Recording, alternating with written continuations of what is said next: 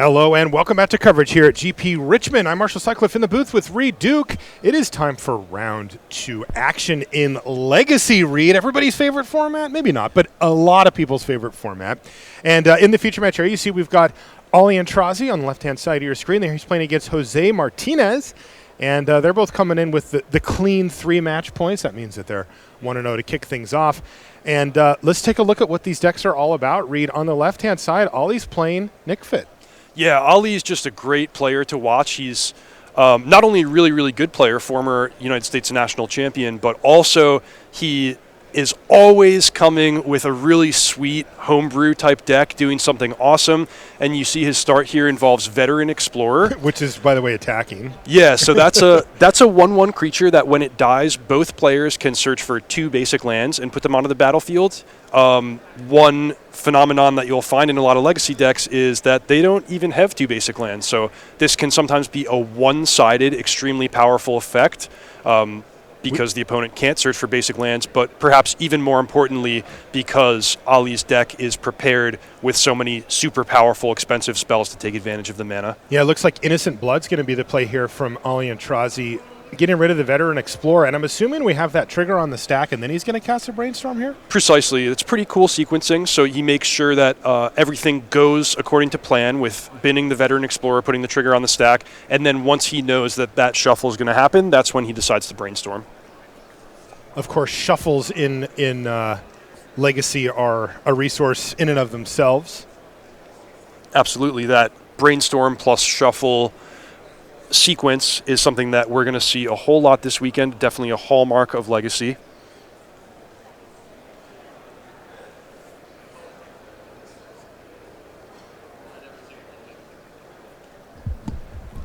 Alongside Innocent Blood, you'll also find Cabal Therapy as a nice way to get rid of the Veteran Explorer at no cost, at a profit even. Mm-hmm.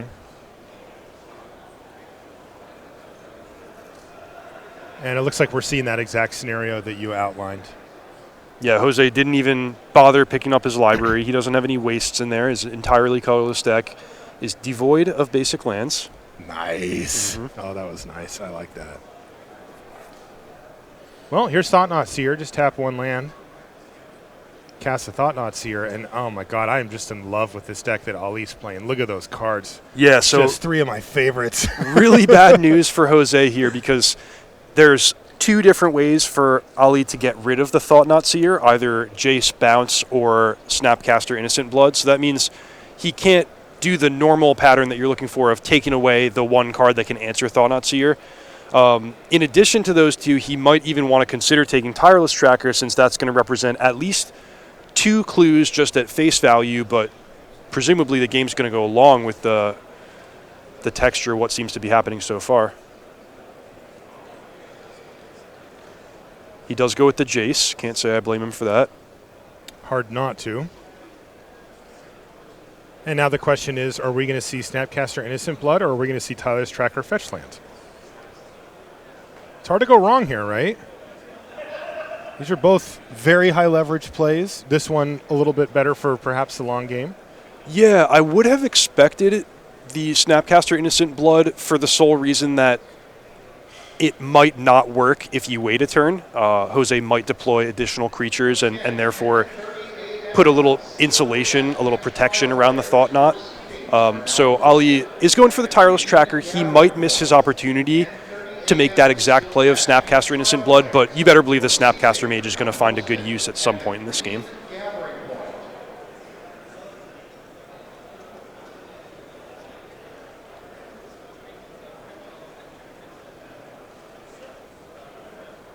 Couple of clues there for Antrazi.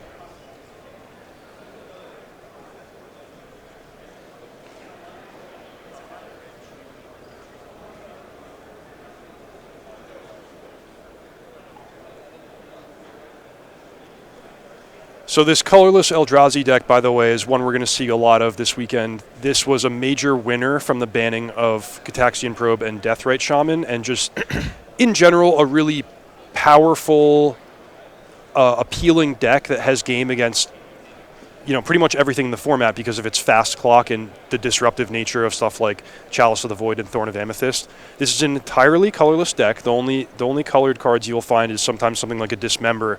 But the benefit of that is that every single one of the lands that you'll see Jose play over the course of this match is some kind of value land. Either it produces 2 mana or it has an activated ability. It's a wasteland. So that inherent advantage built into his mana base is one of the great appeals of Eldrazi Stompy.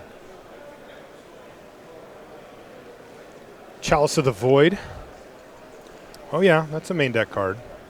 Also one of the huge appeals of Eldrazi Stompy, particularly in combination with Ancient Tomb. That Chalice of the Void is going to provide a lot of free wins since so many of the decks in Legacy are, well, very centered around Brainstorm and Ponder, very compressed, designed to operate on a low amount of mana. They have a lot of 1 casting cost cards. Not really the case against Nickfit. So that card is going to be at its relative weakest in a matchup like this.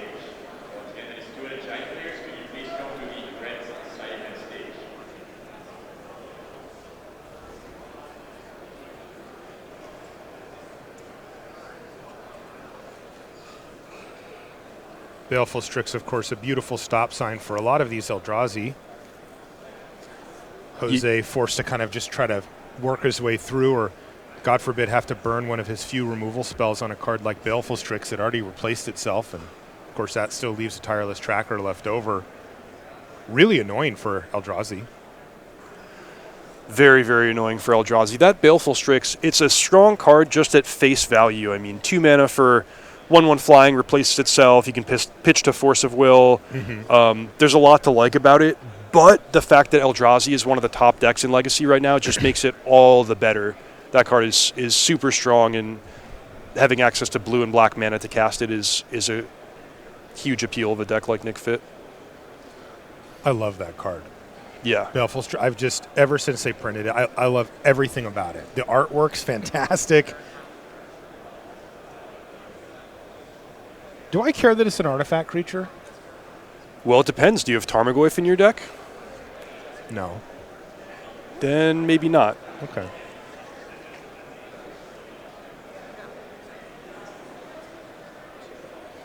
Do you have Cataclysm in your deck? No. God, no. I'm starting to think I just want to play the deck that Ali and Trazi's playing here. Yeah, this is a sweet one. When it actually gets to do its thing, it's very impressive and very fun to watch. The downside of playing a deck like Nickfit is, you know what, some decks in Legacy don't let you play till turn 4 and 5 and cast your expensive cards because they're going for the really fast win, like we actually had in our Time Walk, oops, all spells in the first round.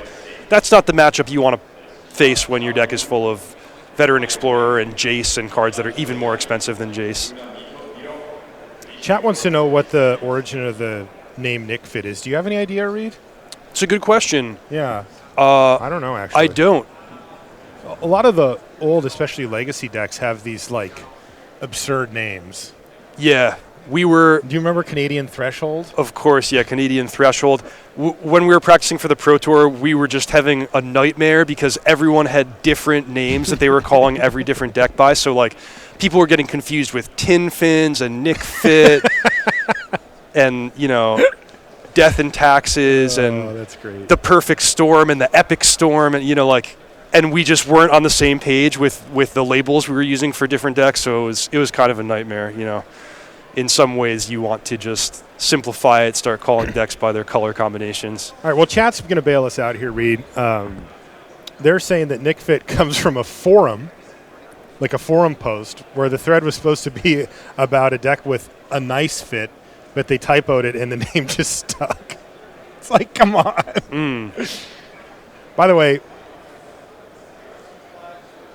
looks like Jose has continued to add to his board here. Yeah, from a game that really looked like Antrazi was going to run away with it, we now have developed into a pretty, you know, reasonable board stall. Nobody's attacking on the ground.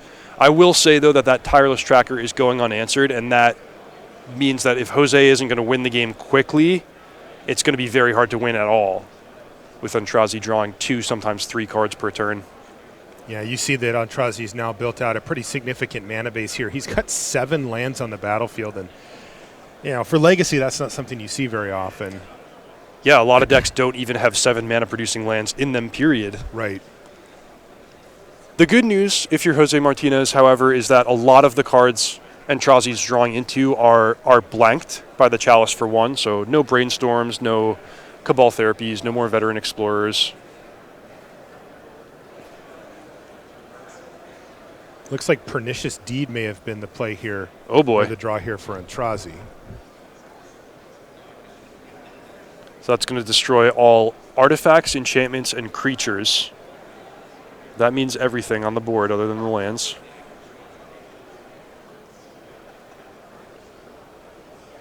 He can use that to threaten the Chalice of the Void here.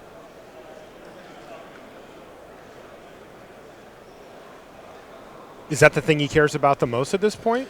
Well, it depends on the context of his hand.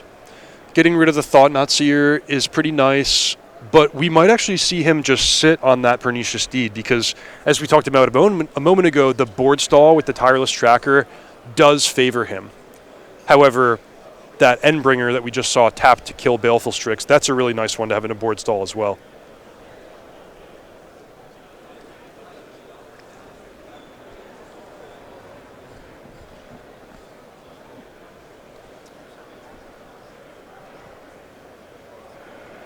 So that Matter Reshaper is one that Martinez doesn't mind adding to the battlefield because he will get to replace it if the Pernicious Deed ever gets popped. This is getting kind of interesting. Yeah, the Endbringer getting a little bit annoying for Antrazi. I think he'd really like to find an answer for that. Yeah, so Endbringer has a lot of different modes, but one that we could see is Martinez using it to make the Tireless Tracker unable to block and crashing in for 10 with his other creatures. That's something Ali's got to be worried about, but if he passes with all his mana in the Pernicious Deed, there's not too much that can go wrong. It's just a matter of making sure he doesn't tap too much mana frivolously and take a lot more damage than he might have counted on. Yeah, it looks like he is planning perhaps on cracking the Pernicious Deed as he attacks in with the Tireless Tracker for the first time this game. One of the Matter Reshapers is going to jump in front. I think Jose figuring, well, may as well not take a huge chunk of damage if everything's going to die anyway. City of Traders is a revealed card for the Reshaper. Yep, so note that he gets to choose whether he wants that to go into play or into his hand. Mm-hmm.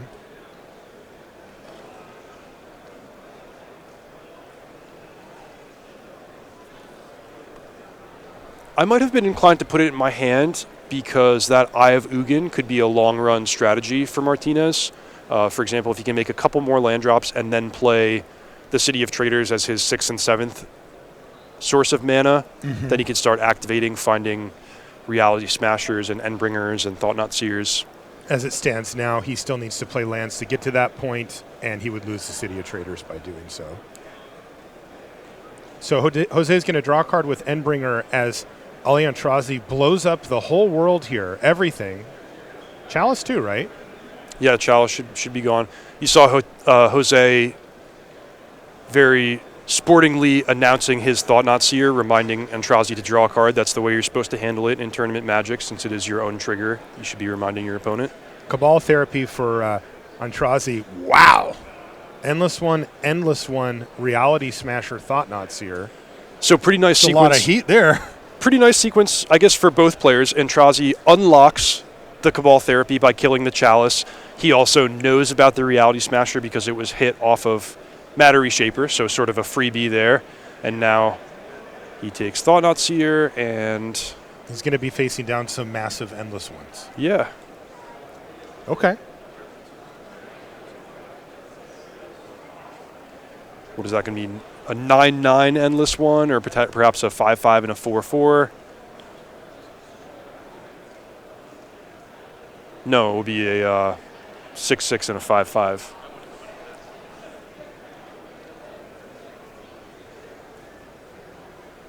I would be inclined to play both for two reasons. First is if my opponent plays a Planeswalker like a Jace, you want as many attackers as possible. And the second is just those Cabal Therapies in the graveyard. You might lose anything that you don't wind up casting this turn. Okay, I think that's supposed to be a 9. We have our guy on the floor taking care of it. Yeah. And now you see Antrazi, just the world is his oyster. He drew so many cards off the Tireless Tracker, the Thought-Knot Seer dying. Everything's unlocked from the Chalice being off the battlefield. Max punishment here for Jose not taking your line there, Reed, of... And now, if Antrazi has a creature, he can flash back the Cabal Therapy, get both Endbringers. Goodness sakes, he does have a creature as well, Reed. So he gave flashback to a Cabal Therapy, then elected to use the alternative flashback mode of a different therapy. Seems like he could have just tapped a mana to do that, but maybe he wants to have his 2 open for Abrupt Decay in case something comes up. Okay. Or especially if he has something like Diabolic Edict to take care of a Reality Smasher off the top, then he gets to protect Jace. But looks like this is the death knell when a player untaps with Jace already at a reasonable advantage. I think it's going to be just about over. Ooh. Hello! How about Karn Liberated in Legacy as well? Oh, yeah. Man, Ollie basically just looked at my cube draft history and just took my most highest picked cards and just threw them in a deck and said, it's Nick Fit. Wow. Goodness sakes. Or it's like if he didn't have a deck the night before the tournament and somebody said, here, you could build something out of my cube, sealed deck with my with my legacy cube. Oh, man. But yeah, that was really the critical moment. You outlined it a second ago, Reed, where you play Jason Mind Sculptor, you bounce their threat, you take away from their hand, and you say go. And now they have that one turn window to do something about Jace. And if they end up saying go, you feel like you can't lose. Yeah, it's lights out. Yeah. And now we have Karn and Jace the Mind Sculptor kind of super friending Jose Martinez here. Karn's going to just take out the Thought-Knot Seer. Draw a card. Wow. Leovold was the draw step there, too? Yeah, one of my favorites. Oh, yeah. Now that Deathred Shaman is no longer in the format, there are not that many decks that can profitably play with Leovold, but... Are you seeing this? He played Leovold and then Liliana the Last Hope, and Jose is like, dang, dude. Yeah. The only thing he forgot to do is call no scooping so that he could continue playing with all those Planeswalkers. Right. He may have. Maybe Jose just rebuked him on that, but my goodness sakes. When you get Karn, Jace, and Liliana, that's like a combo deck, right? Like you assemble those three and you win the game. Isn't that how that works? Yeah, I mean, usually one of them is enough. Wow. All right, so game number 1 going to Ollie Antrazi in impressive fashion. I'm a little surprised. I mean, these type of cards, I love seeing them. But yeah, you're these right. Are expensive. I haven't seen someone tap 7 lands for a Karn since it was legal in Standard, and even then it didn't happen that much. No but, kidding. You're not seeing it in Modern. If Karn's getting cast, it's off of Urza lands. But here, Ollie's finding a different way. I guess the veteran explorers just are that good to power. I mean, I just can't imagine. I honestly, like, you open up your opening hand in Legacy, right? And you're like, all right, Brainstorm, land, fetch land, oh, a Snapcaster Mage, and then you're like, Karn Liberated? Like, people are playing Days and Wasteland and Force of Will. Like, boy, that's ambitious. But I say that right after watching Ollie Antrazi just calmly cast Karn Liberated and win the game, so...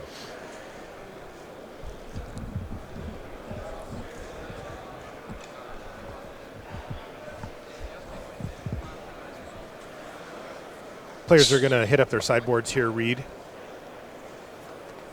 One thing about the Eldrazi Stompy deck is it doesn't have a tremendous number of sideboard options. So usually what you'll see players do is turn to the really, really high impact cards that you know are going to shine in particular matchups. Something like Leyline of the Void against a graveyard-based combo deck, or Umezawa's Jite against a small creature deck. But it's not the kind of deck where you're making a couple small upgrades in every matchup. It's you look at your sideboard and either you have something that's going to dramatically change the way your deck operates, or you don't. So in a matchup like this, particularly since Nick Fit is not something Martinez probably came into the tournament expecting to play against a lot, I think it might even be Entrazi that upgrades relatively more after sideboarding here. You think it was a strategic error, Reed, that probably the one person in the room whose name rhymes with Eldrazi did not pick up the Stompy deck? Oh, yeah. Has to be a mistake. Yeah, I'm trying to remember, but back when he was a writer, Entrazi had his column name had something, some kind of reference to Eldrazi. Eldrazi or something, yeah, I remember that too. Well, he's moved on past those days as he has dispatched the Eldrazi deck here in game number 1. But he does have to win one of the next 2. Hey, if he's got Karn, it's not that much of a stretch to see an Emrakul or an Ulamog coming down a few turns later. Just hard cast? Mm-hmm.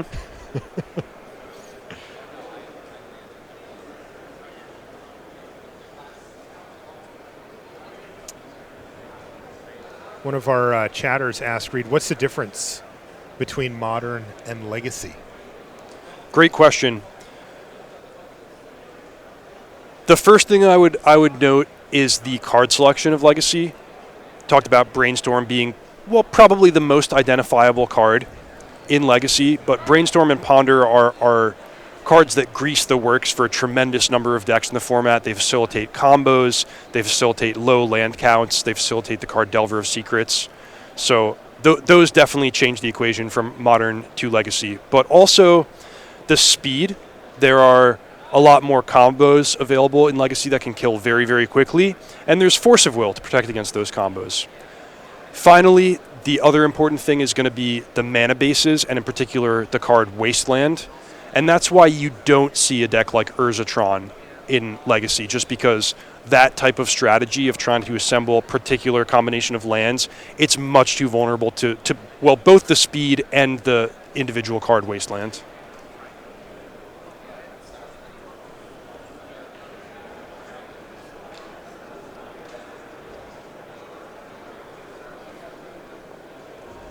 All right, looks like players are just about ready here for game number 2.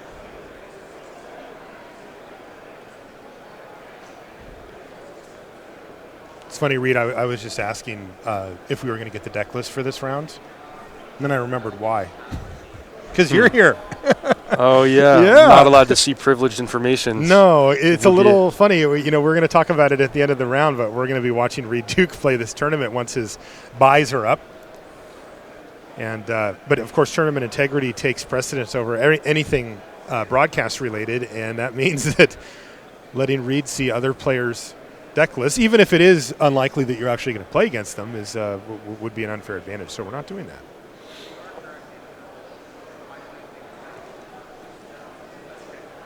So we'll just have to use our keen intuition and vast knowledge of the format to determine what was perhaps a sideboard card and what was not. Normally, I would be comfortable doing that, but trying to predict all of the individual super sweet win conditions that Entrazi might be playing in this, Sultai deck that's looking to get 7, 8, 9 lands into play, that would be a tall order. There's probably something I don't expect. I mean, if I would have pitched you Karn Liberated, it would have been a probably tough sell. Yeah. Can I tell you one of the sweetest Legacy cards that I've always wished I had an opportunity to play with? Yeah. It's called Titania, Protector of Argoth.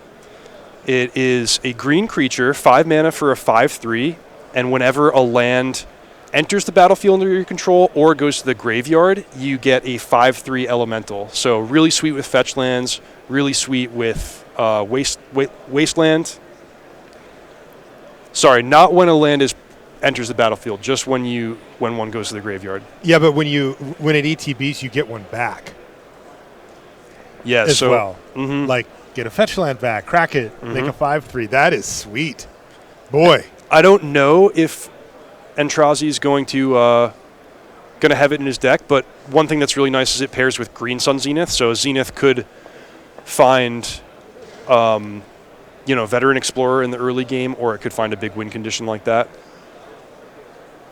So here we have Reality Smasher coming down off of 2 2-mana lands and a Simian Spirit Guide. So this is just maximum pressure, right? Turn 2 Reality Smasher, that's about as fast as it gets. That's a single threat that's going to represent winning the game already on turn 5. And Trowsy called for the Oracle text since he can't read Jose's he's got card. Diabolic Edict. Yeah, it looks like that may be a Spanish version of the Reality Smasher. But really interesting there, Diabolic Edict, of course, targeting Jose rather than the Reality Smasher itself, so no discard needed. But the follow-up play is cool here. We see Karn, Scion of Urza. Yeah, that's a great one for a matchup that's likely to go long, and one where Jose is planning to have to fight through a lot of removal spells, because Karn can generate card advantage in a number of different ways, either just plussing for more cards in hand or making those construct tokens, which can actually be pretty deadly threats alongside stuff like Chalice of the Void. Also, I'm wondering, did he exile another Spirit Guide there for the Karn, or what happened? You're right. That was not a legally cast spell, because Karn, as much as he may look like it, is not an Eldrazi, so you can't use the 2 mana from the temple. Okay, it sounds like we're going to have a judge poke in there, because I don't believe that there was another Spirit Guide, and that means that Jose didn't quite have enough mana at the time to cast the Karn. It is interesting because, he does have 2 lands that can produce 2 mana, but one of them's conditional.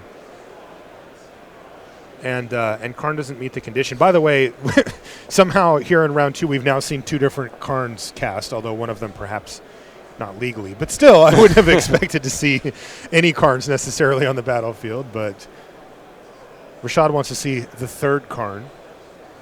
Which is, of course, not a planeswalker, but a creature. Silver Golem, is that what he's? That used to get play in Vintage, cast it off Mishra's Workshop, kill some Moxes by turning them into 0/0 creatures. Pretty sweet card in its own right. There he is. That is a weird card, by the way. Like, they were going for something real specific with that. Yeah, Karn kind of steals up when he blocks. In his original form, he's very peaceful. He's unwilling to harm even so much as a fly. So that means if he gets in combat with another creature, he's going straight down to 0 power. Look at that.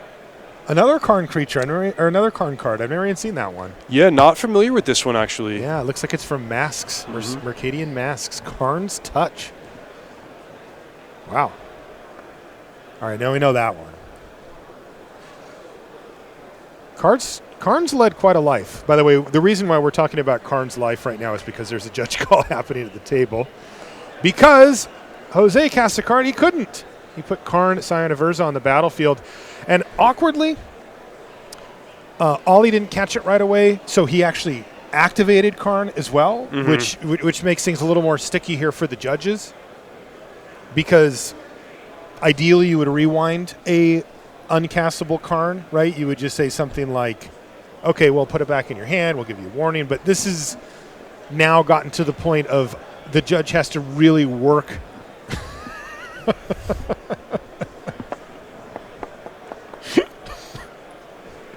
That does not count as a Karn.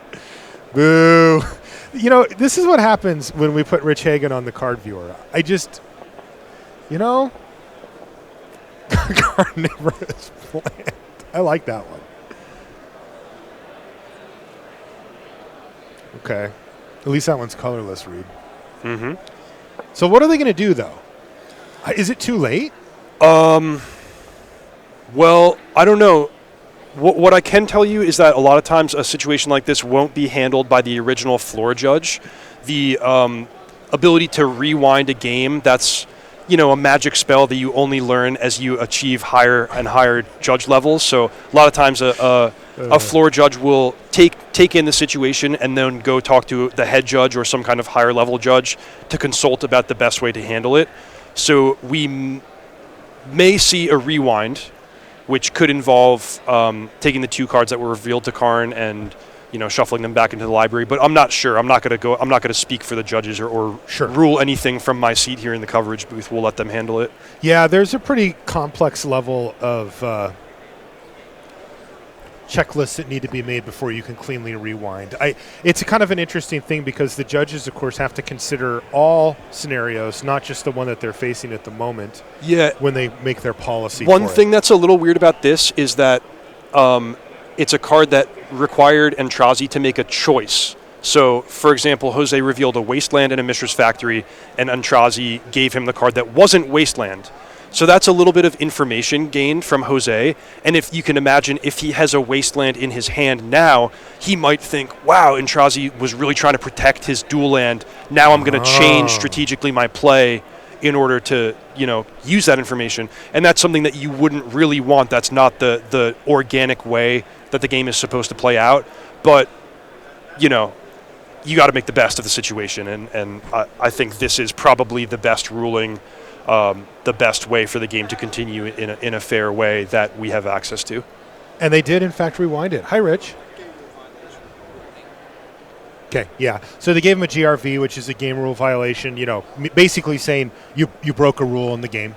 Yep. And then rewound it, and on we go. Yeah, so those things happen. It's no big deal. First tournament first one of the early matches of the day with a really complicated deck with a lot of moving parts. So these things are going to happen, and basically what a game rule violation means is it's okay that you did that. We're not going to yell at you or give you some kind of outrageous penalty, but if it happens too many times or there's some kind of pattern that's concerning, then we'll make note of it. So, no big deal. Jose can recover and continue playing the tournament, but he should be careful not to do that again. By the way, super sad. So Ali just played Brainstorm. One of the cards he put back, Karn.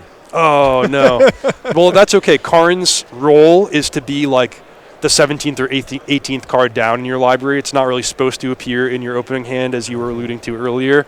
So, Entrazi has plenty of time to find it again once he gets to his 7 lands. Jose, on the other hand, not with the inability to cast Karn, was relegated to just playing a Walking Ballista for 1, which actually might not be so bad here if you can find some more mana. Yeah, totally. If a lot of Entrazi's defense is based on that card Baleful Strix and those Diabolic Edict Innocent Blood effects, having a 1/1 Walking Ballista gives a lot of insulation against both of those defensive measures. No attack here from Jose, though. He wants to keep that Walking Ballista intact so that he can add a counter to it and still kill the Strix later. Right. He can make the trade absolutely anytime he wants, so why would he do it on Entrazi's terms? Uh-oh. Chalice for 1, but that doesn't do anything against Jace the Mind Sculptor. Back again for Entrazi. And he's going to immediately plus here, Reed. What do you think the thinking is there on going for that Fate Seal? Well, he knows that his opponent's having mana trouble. He doesn't necessarily want that Karn Sign of Urza coming down too soon, but also the card he's really thinking about here is Reality Smasher, because that could actually kill the Jace and set Entrazi back to a losing position. So if he can Fate Seal to reduce the chances of Martinez finding a 5th source of mana, that gives him a lot better hope that his Jace is gonna survive to untap. One of the things that kind of occurs to you when you watch Ali play his deck, a relative lack of counterspells here, right? Yeah. We haven't seen Force of Will, Daze, anything like that from him thus far, have we? Yeah, I would certainly expect him to not have Daze because he wants the games to go long and he wants his lands in play. Yeah. Force of Will is a question mark. That's a card he would probably love to play with, but he does have a lot of solid black and solid green cards, and if your blue card count is too low, then Force of Will is going to be a little bit unreliable. He might also, it gets overlooked a lot, but Force of Will is a 2-for-1. Yeah, it's a 2-for-1 against you. I mean, do you know how hard people work in these formats to get a 2-for-1 on their side? Yeah. You can sometimes build a game win off of a well-timed 2-for-1. And Force of Will is just sort of accepted as this necessary evil. By the way, there's the Reality Smash. Yeah, Martinez did have it. Wow.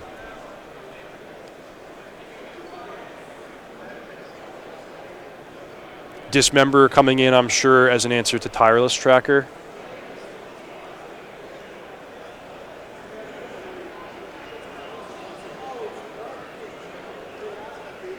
So it could be that instead of Force of Will, Eldrazi is just leaning a little bit heavier on these discard spells, Thoughtseize and Cabal Therapy as his anti-control, anti-combo measures. Yeah, he's just more proactive. Ollie actually attacking now.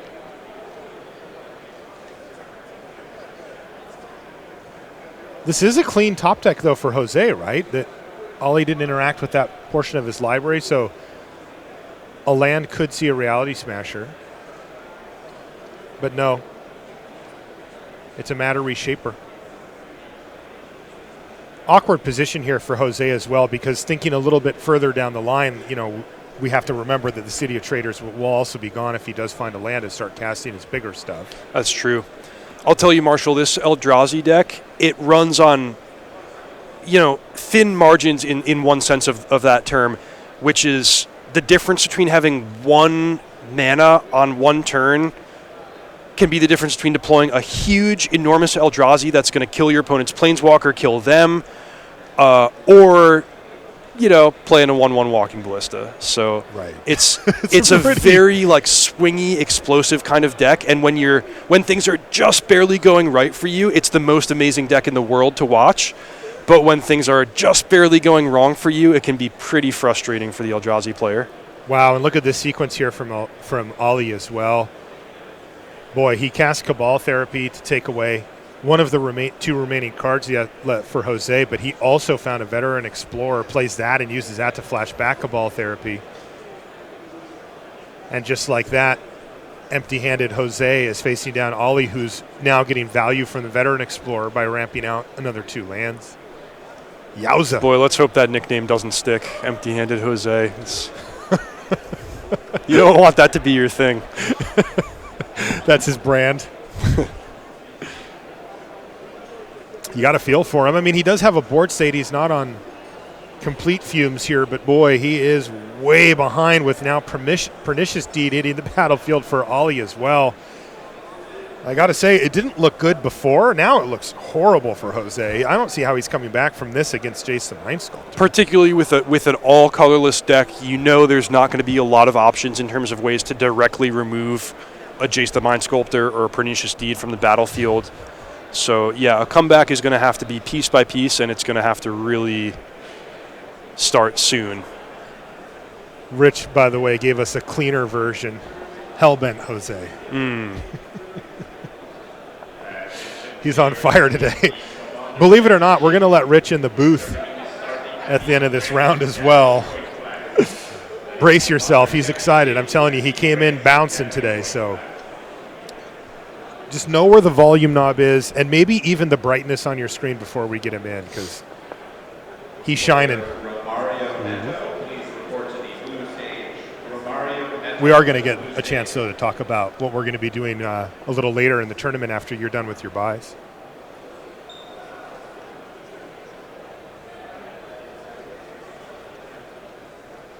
And that's going to be pretty exciting. Hey, an Eldrazi.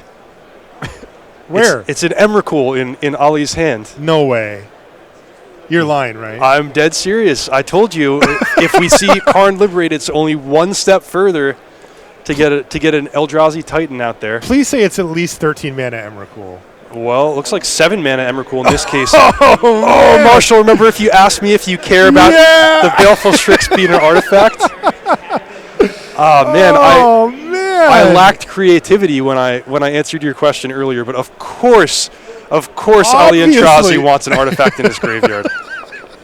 Unbelievable. Emrakul, the Promised End from Ollie Eldrazi, is on the stack. He's just proving that he can actually cast it here. Mm-hmm. Artifact, creature, instant, sorcery, land. 5 types, so it should cost 8 mana. Did he tap 8 there, or did he tap 7? He tapped 7. Okay, so he's he sacks making an alternate play here. He sacks the Pernicious Deed to get 1 more card type. He should still get a game rule violation warning for putting a card onto the stack illegally, But, the outcome of the game is going to be the same, that he now finds a way to cast it, and the game, of course, is going to be... Oh, my God. Did you see what he just did? His draw step was Wasteland. He played it. That destroys City of Traders just from the trigger. Then he used Wasteland to destroy the other land, which was an Eldrazi Temple. Then he attacked in with the Matter Reshaper, blocked. It died. He got a land and said, you can have that in your hand. Go. Going for the perfect victory. Ali Antrazi earns it. He wins 2-0, casting Karn Liberated and Emrakul the Promised End. And even Jose has to smile at that one. He's like, what in the world? He was thinking of facing Delver of Secrets, right? Maybe some Storm or, whatever. Instead, it was the big boys came to town. Yeah, super cool stuff. Wow, that was insane. I want to keep an eye on Ali Antrazi as we go through because I am in love with that deck list. We're going to take a short commercial break. When we come back, though, we're going to get Rich Hagan in here, and we're going to talk about this guy. Don't go anywhere.